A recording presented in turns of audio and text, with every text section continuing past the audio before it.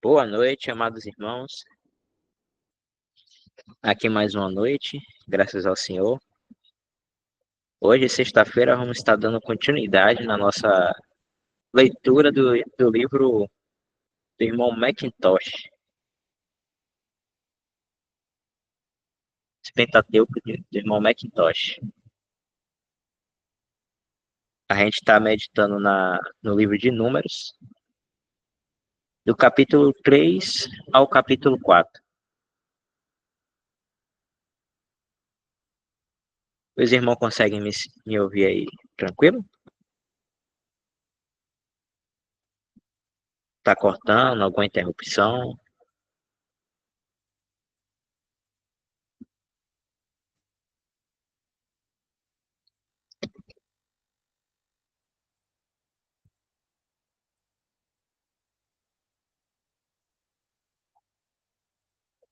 Pronto,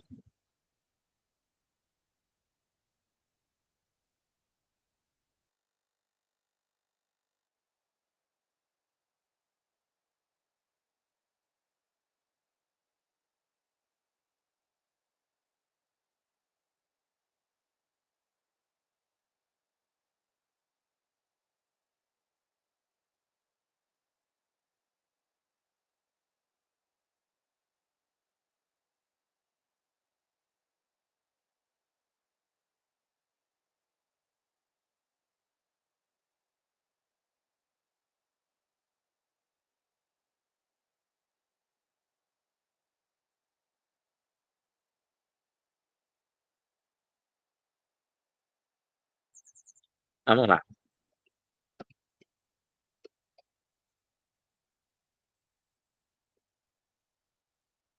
Livro de Números, capítulo 3 ao capítulo 4.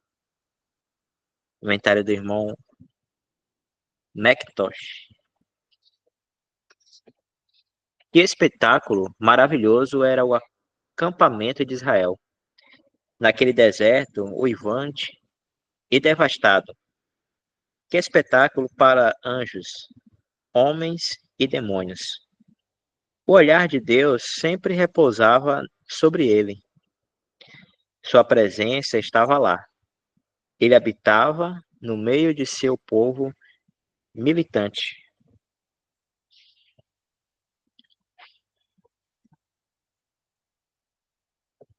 Foi lá que ele encontrou sua habitação. Ele não poderia encontrar sua morada em meio aos esplendores do Egito, da Assíria ou da Babilônia. Sem dúvida, essas nações apresentavam muito que era atraente aos olhos da natureza. As artes e ciências eram cultivadas entre elas.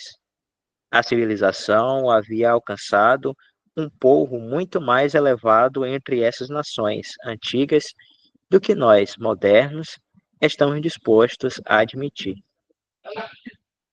O refinamento e o luxo provavelmente foram levados a uma extensão tão grande lá quanto entre aqueles que apresentavam pretensões muito elevadas.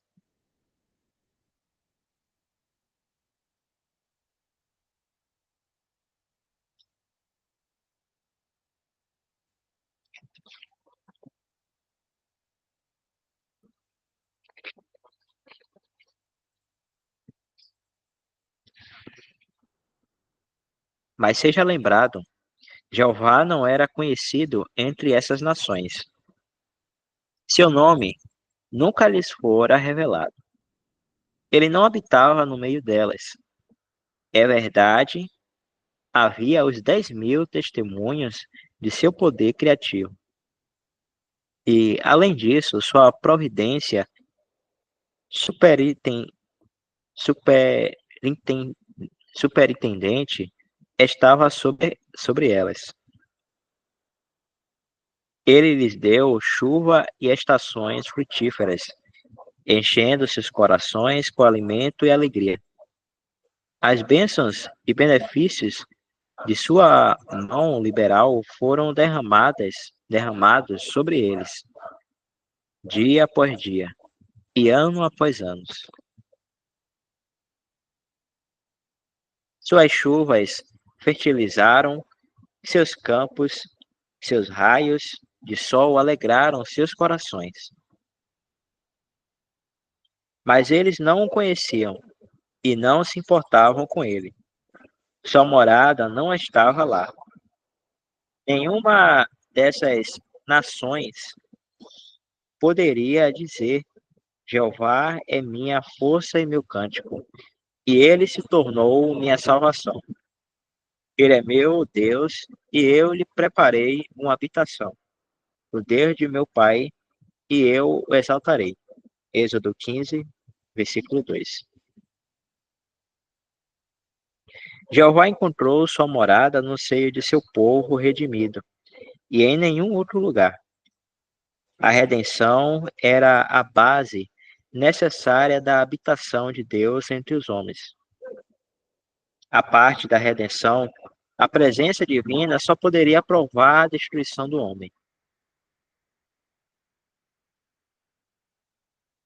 Mas sendo a redenção conhecida, essa presença assegura ao homem o mais alto privilégio e a mais brilhante glória.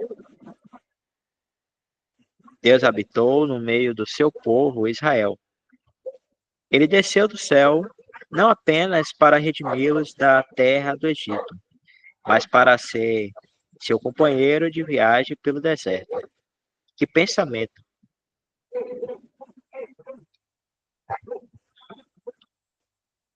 O Deus Altíssimo tomando sua morada na área do deserto e no próprio seio de sua congregação redimida. Verdadeiramente, não havia nada parecido em todo o vasto mundo. Havia aquela hoste de 600.000 homens, além de mulheres e crianças, em um deserto estéril, onde não havia uma folha de grama, nem uma gota de água, nenhuma fonte visível de subsistência. Como eles seriam alimentados? Deus estava lá. Como eles seriam mantidos em ordem? Deus estava lá. Como eles iriam trilhar seu caminho através de um deserto uivante onde não havia caminho? Deus estava lá. Em uma palavra, a presença de Deus garantiu tudo. A descrença pode dizer o quê? 3 milhões de pessoas serão alimentadas com ar? Deixa eu reler de novo. Em uma palavra, a presença de Deus garantiu tudo. A descrença pode dizer o quê? 3 milhões de pessoas serão alimentadas com ar? Quem está encarregado do comissariado? Onde estão os suprimentos militares? Onde está a bagagem? Quem deve cuidar das roupas? Somente a fé poderia responder. E sua resposta é simples, breve e conclusiva. Deus estava lá. Isso foi o suficiente. Tudo está compreendido naquela única frase. Na aritmética da fé, Deus é a única figura significativa e tendo, você pode adicionar quantas cifras quiser. Se todas as suas fontes estão no Deus vivo, deixa de ser uma questão de sua necessidade e se resolve em uma questão de sua suficiência.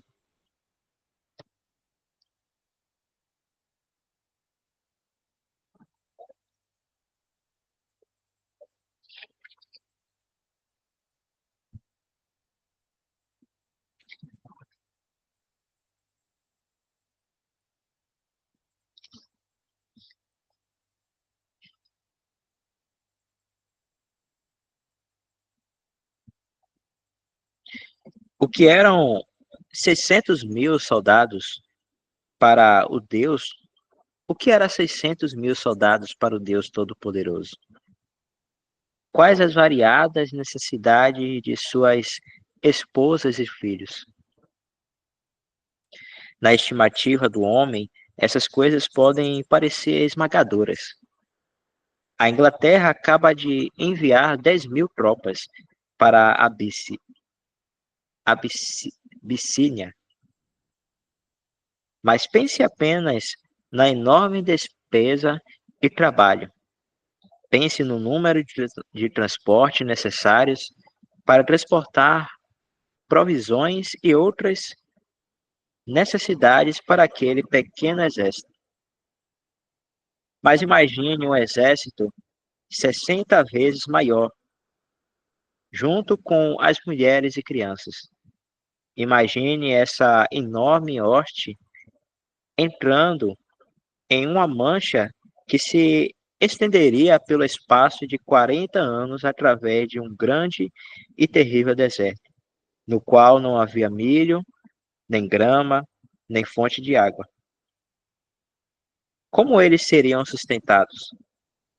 Nenhum suprimento com eles, nenhum acordo firmado com nações amigas para encaminhar suprimentos, nenhum transporte despachado para encontrá-los em vários pontos ao longo de sua rota. Em suma, nenhuma fonte visível de suprimentos. Nada que a natureza consideraria disponível.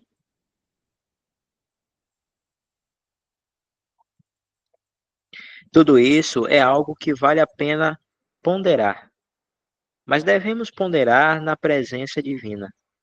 Não é de nenhuma utilidade possível para a razão sentar e tentar resolver esse poderoso problema pela aritmética humana. Não, é somente a fé que pode resolvê-lo.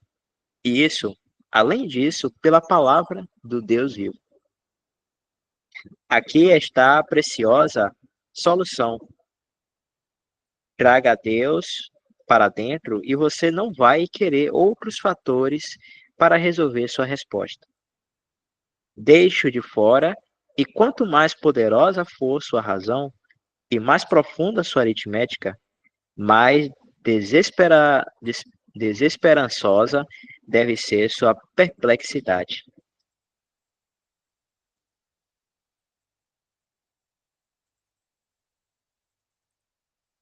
Assim é que a fé resolve a questão. Deus estava no meio de seu povo. Ele estava lá em toda a plenitude de sua graça e misericórdia. Lá em seu conhecimento perfeito das necessidades de seu povo e das dificuldades de seu caminho. Lá em seu poder todo-poderoso e recursos ilimitados para atender às para atender a essas dificuldades e suprir essas necessidades. E ele entrou tão completamente em todas essas coisas que ele foi capaz, no final de suas longas peregrinações pelo deserto, de apelar aos seus corações nos seguintes assentos tocantes. Porque o Senhor teu Deus te abençoou em todas as obras das tuas mãos.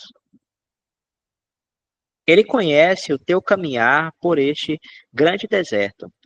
Estes 40 anos, o Senhor teu Deus tem estado contigo. Nada te faltou. E novamente, as tuas vestes não envelhecerão sobre ti, nem teu pé inchou, nestes 40 anos. Deuteronômio 2, versículo 7, e o capítulo 8, versículo 4.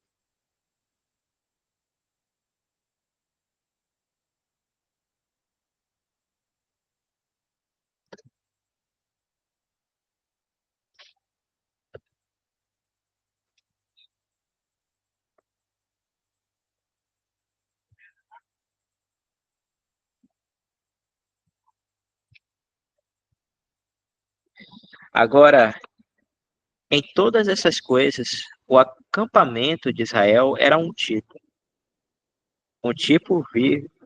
vívido e marcante. Um tipo de quê? Um tipo da Igreja de Deus passando por este mundo. O testemunho da Escritura é tão distinto neste ponto, a ponto de não deixar espaço nem demanda para o exercício da imaginação.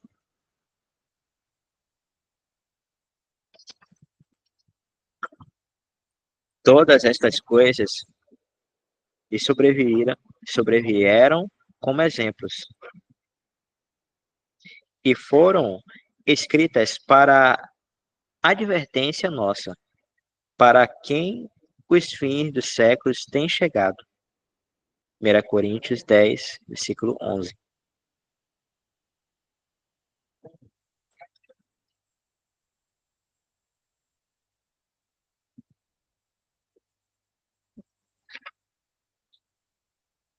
Portanto, portanto, podemos nos aproximar e contemplar com intenso interesse aquele espetáculo maravilhoso e buscar reunir as preciosas lições que ele é tão eminentemente adequado para ensinar. E, ou, que lições? Quem pode estimá-las devidamente? Olhe para aquele misterioso acampamento no deserto, composto, como dissemos, de guerreiros, trabalhadores e adoradores. Que separação de todas as nações do mundo. Que total desamparo. Que exposição. Que dependência absoluta de Deus. Eles não tinham nada, não podiam fazer nada, não podiam saber de nada. Eles não tinham um pedaço de comida, nenhuma gota de água, mas como eles recebiam dia a dia da mão imediata de Deus. Quando eles se retiravam para descansar à noite, não havia um único átomo de provisão para o dia seguinte. Não havia depósito, nenhuma despensa,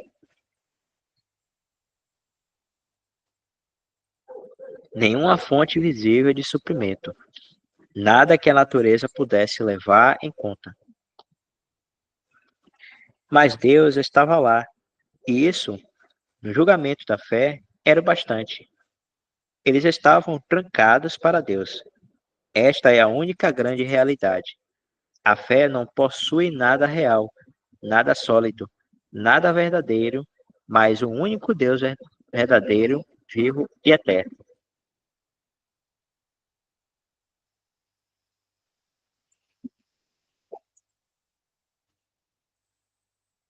A natureza pode lançar um olhar ansioso para os celeiros do Egito e ver algo tangível, algo substancial ali. A fé olha para o céu e encontra todas as suas fontes ali.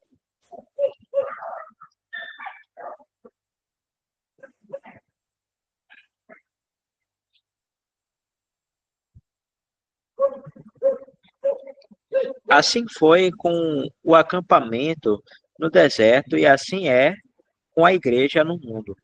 Não havia uma única exigência, nem uma única contingência, nem uma única necessidade de qualquer tipo, para a qual a presença divina não fosse uma resposta totalmente suficiente.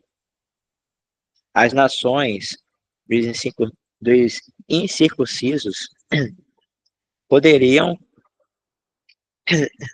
poderiam olhar e se maravilhar. Eles poderiam, na perplexidade da descrença cega, levantar muitas questões sobre o qual tal hoste poderia ser alimentada, vestida e mantida em ordem. Certamente eles não tinham olhos para ver com isso poderia ser feito. Eles não conheciam Jeová, o Senhor Deus dos Hebreus. E, portanto, diz-lhes que ele iria se encarregar daquela vasta assembleia, parecia, de fato, contos ociosos.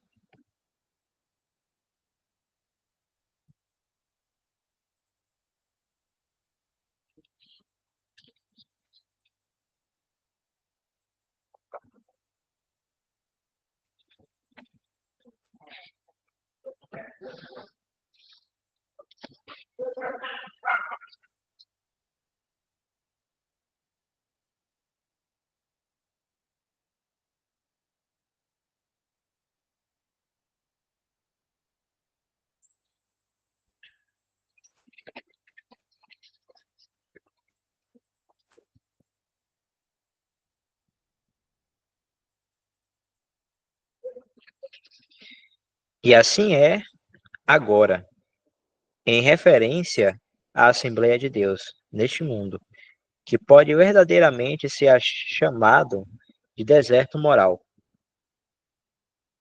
vista do ponto de vista de Deus. Essa Assembleia não é do mundo, ela está em completa separação.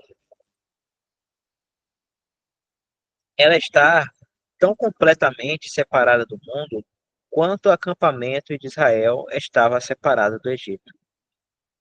As águas do Mar Vermelho rolaram entre aquele acampamento e o Egito. E as águas mais profundas e escuras da morte de Cristo rolam entre a Igreja de Deus e este presente mundo maligno. É impossível conceber separação mais completa. Eles, diz nosso Senhor Cristo, não são do mundo, assim como eu não sou do mundo. João 17.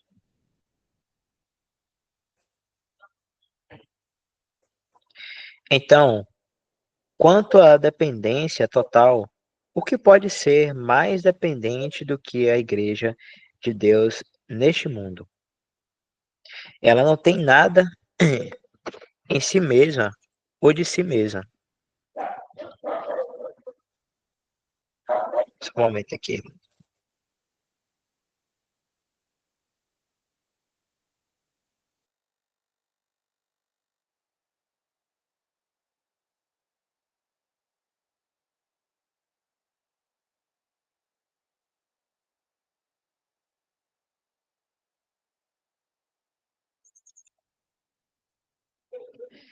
Ela não tem nada em si mesma ou de si mesma. Ela está situada no meio de um deserto moral, um deserto sombrio, um vasto deserto uivante no qual não há literalmente nada do que ela possa viver. Não há uma gota de água, nem um único pedaço de comida adequada para a Igreja de Deus, em todo o compasso deste mundo.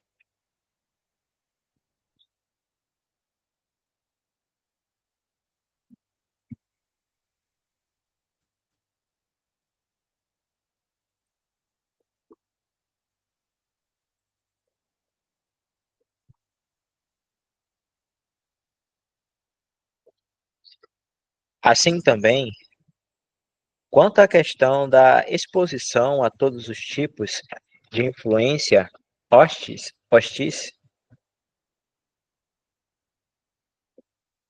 nada pode excedê-la.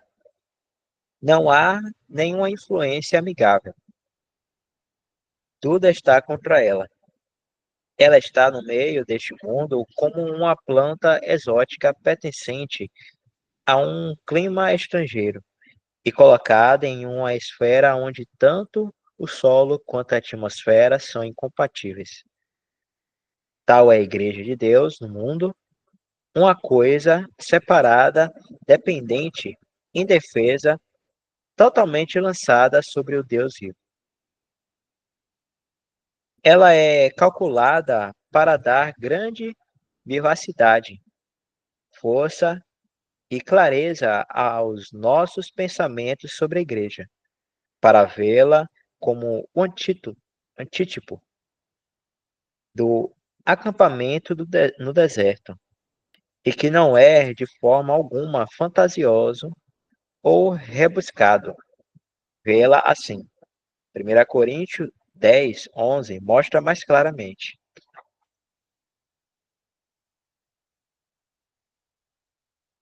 Deixa eu ver aqui.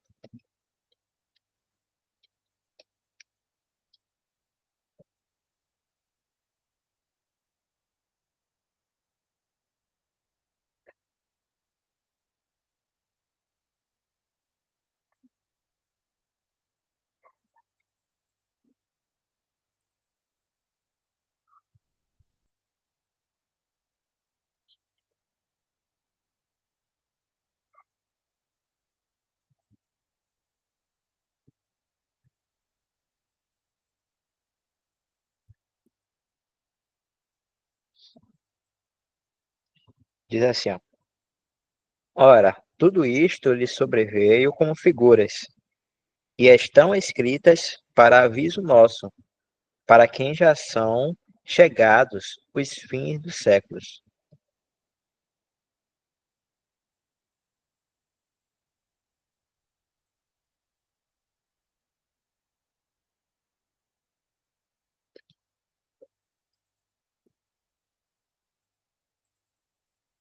Estamos totalmente garantidos em dizer que o acampamento de Israel era literalmente que a igreja é moral e espiritualmente, e mais que deserto era literalmente para Israel, que o mundo é moral e espiritualmente para a igreja de Deus. O deserto era a esfera do trabalho e perigo de Israel, não de seus suprimentos ou seu desfrute. E o mundo é a esfera do trabalho e perigo da igreja, não de seus suprimentos ou seus desfrutes.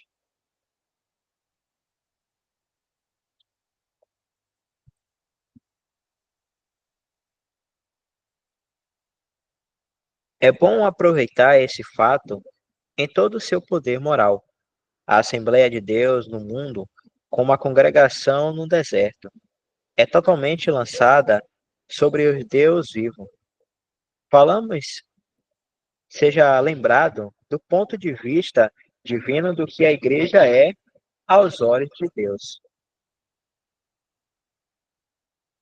vista do ponto de vista do homem, vista como ela é, em seu próprio estado prático real.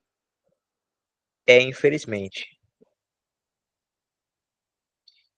Outra coisa, estamos agora ocupados apenas com a ideia normal, verdadeira, divina, da Assembleia de Deus neste mundo. E que não se esqueça por um momento que tão verdadeiramente quanto havia um acampamento no deserto de antigamente, uma congregação no deserto. Assim, verdadeiramente, há a Igreja de Deus, o corpo de Cristo, no mundo agora. Sem dúvida, as nações do mundo sabiam pouco e se importavam menos sobre aquela congregação de antigamente, mas isso não enfraqueceu ou tocou o grande fato vivo. Então agora os homens do mundo sabem pouco e se importam menos sobre a Assembleia de Deus, o povo de Cristo, o corpo de Cristo. Mas isso de forma alguma, mas isso de forma alguma toca a grande verdade viva de que existe tal coisa realmente existindo neste mundo e tem existido desde que o Espírito Santo desceu no dia de Pentecoste. É verdade, A congregação de antigamente tinha as suas provações, seus conflitos, suas tristezas, suas tentações, suas lutas, suas controvérsias, suas comoções internas, suas dificuldades inumeráveis, inomináveis, exigindo os variados recursos que estavam em Deus. Os preciosos mistérios de profeta, sacerdote e rei que Deus havia providenciado. Pois, como sabemos, Moisés estava lá como um rei em Jesurum, e como o profeta levantado por Deus. E Arão estava lá para exercer todas as funções sacerdotais.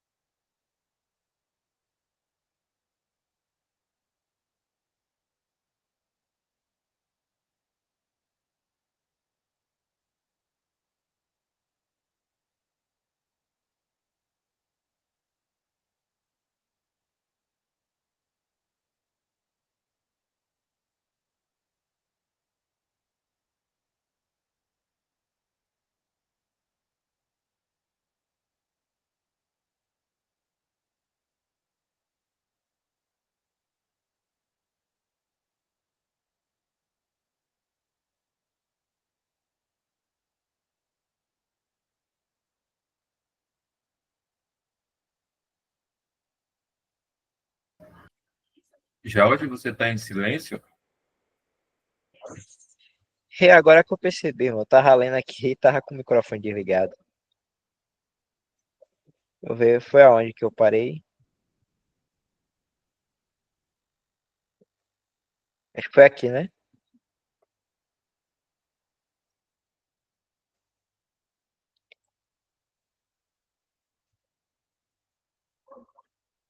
Que não se esqueça por um momento.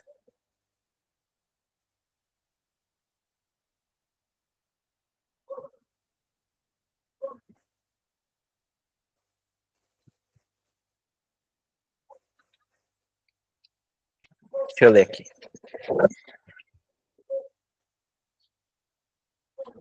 Perdão, viu, irmão? Sei que o microfone tava ligado.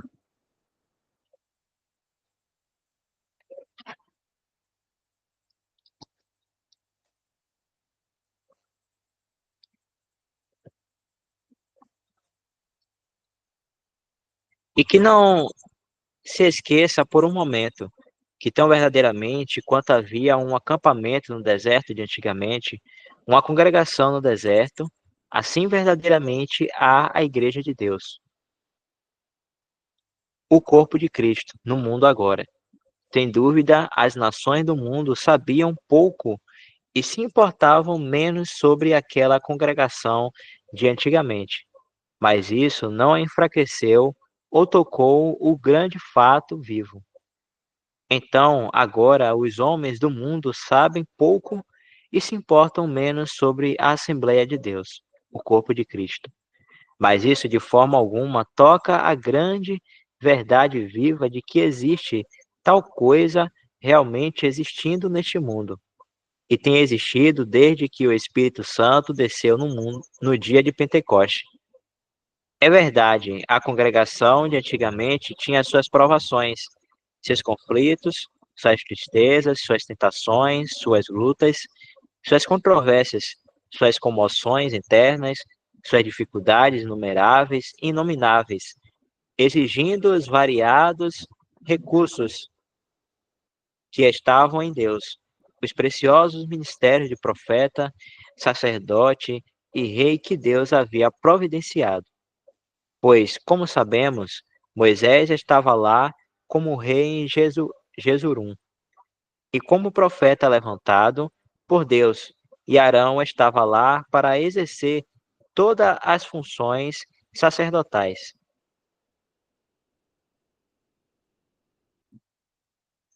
Mas apesar de todas essas coisas que nomeamos, apesar da fraqueza, do fracasso, do pecado, da rebelião, da contenda, ainda havia o fato marcante a ser tomado conhecimento pelos homens, pelos demônios e pelos anjos, a saber, uma vasta congregação totalizando algo como 3 milhões de pessoas, de acordo com o modo usual de computação, viajando por um deserto, totalmente dependente de um braço invisível, guiado e cuidado pelo Deus eterno, cujo olho nunca foi por um momento retirado daquele misterioso anfitrião típico. Sim, ele habitou no meio deles e nunca os deixou. Em toda a sua descrença, seu esquecimento, sua ingratidão e rebelião, Deus estava lá para sustentá-los e guiá-los, para guardá-los e mantê-los de dia e noite. Ele os alimentou com pão do céu, dia a dia, e ele lhes fez sair água da rocha dura. Isto certamente era um fato estupendo, um ministério profundo. Deus tinha uma congregação no deserto, separada das nações ao redor, fechada para si mesmo. Pode ser que as nações do mundo não soubessem nada, não se importassem com nada, não pensassem em nada sobre esta assembleia. É certo que o deserto não rendeu nada em termos de sustento ou refrigério. Havia serpentes e escorpiões, havia armadilhas e perigos, seca, esterilidade, desolação. Mas havia aquela maravilhosa assembleia mantida de uma maneira que desconcertava e confundia a razão humana.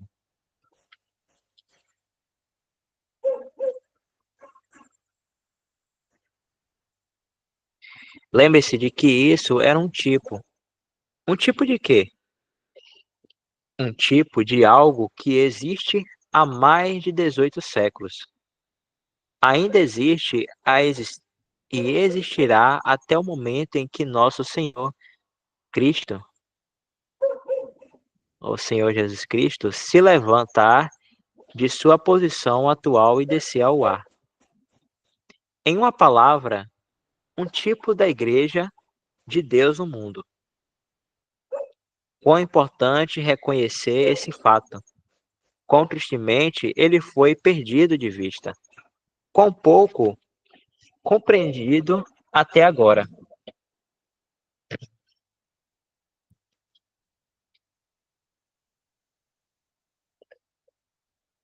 E ainda assim, todo cristão é solenemente responsável por reconhecê-lo e praticamente confessá-lo. Não há como escapar disso. É verdade que há algo neste mundo, neste exato momento, respondendo ao acampamento no deserto? Sim, verdadeiramente. Há, em verdade, a igreja no deserto. Há uma assembleia passando por este mundo, assim como Israel literal passou pelo deserto literal. E além disso, o mundo é moral e espiritualmente.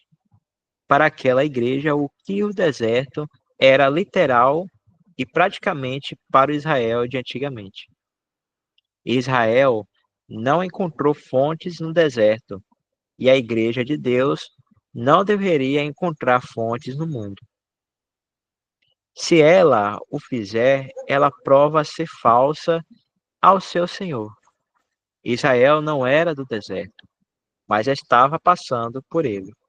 E a igreja de Deus não é do mundo, mas está passando por ele.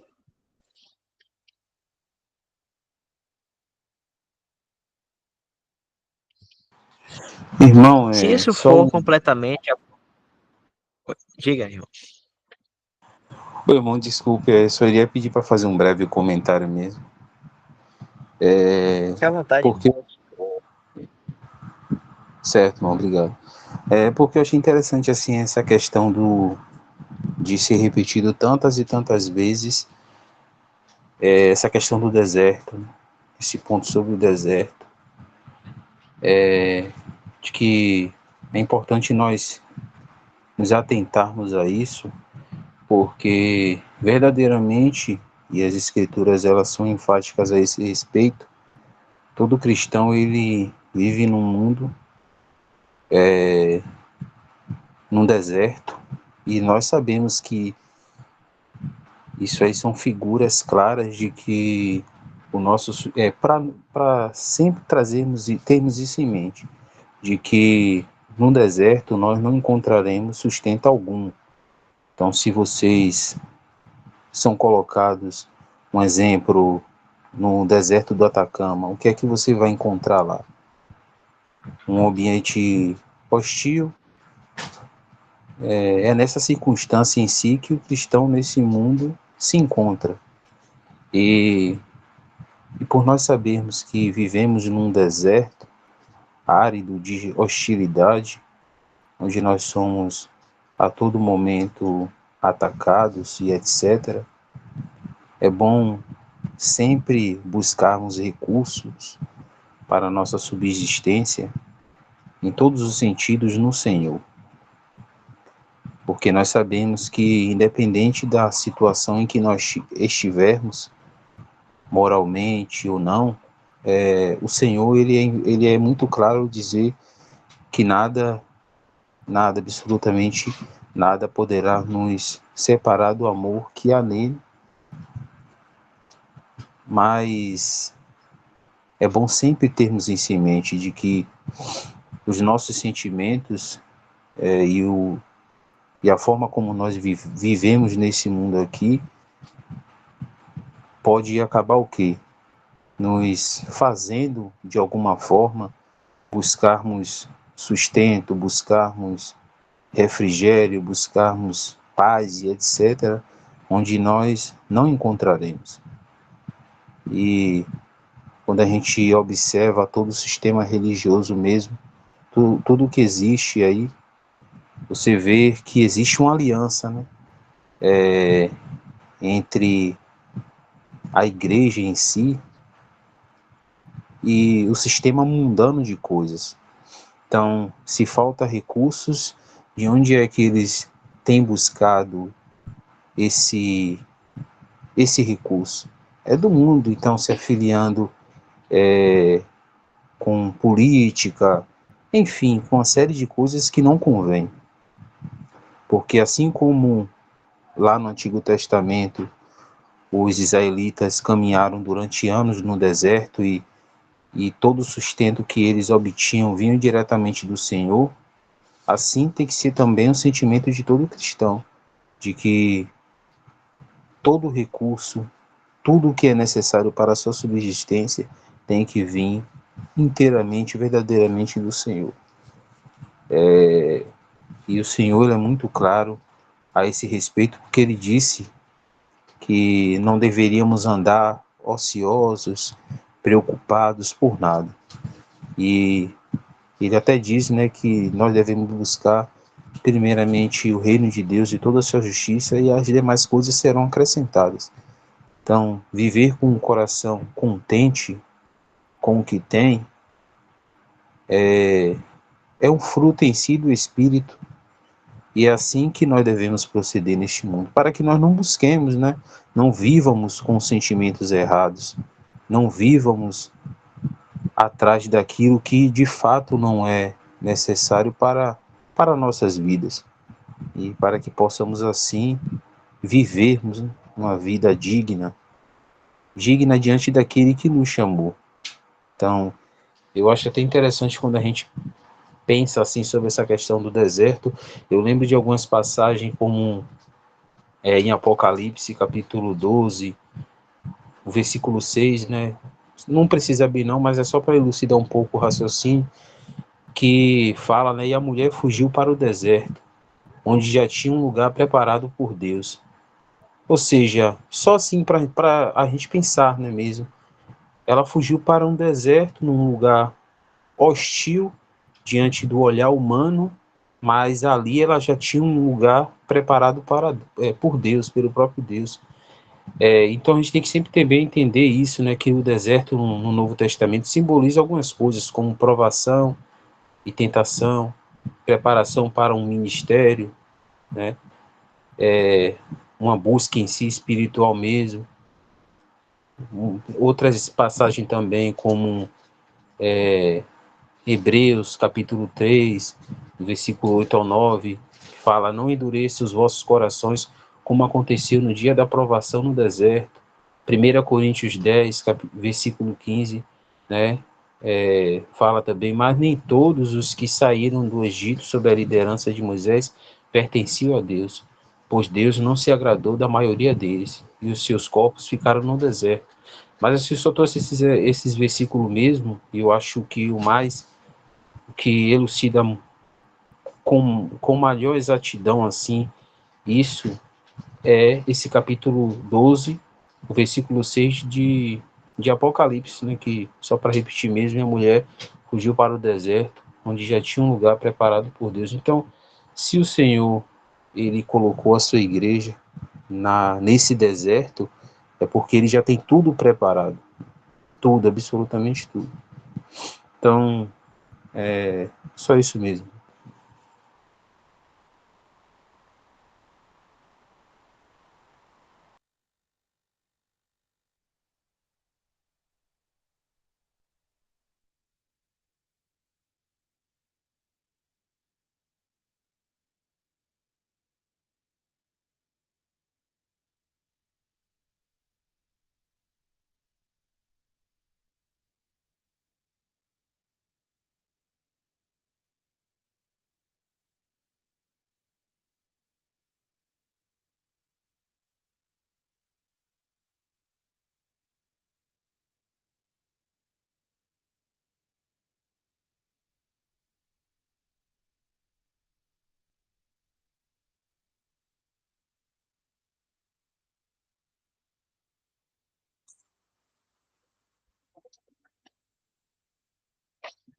Bem, irmão, se não houver mais nenhum comentário, são 9h07, a gente poderia encerrar aqui, né?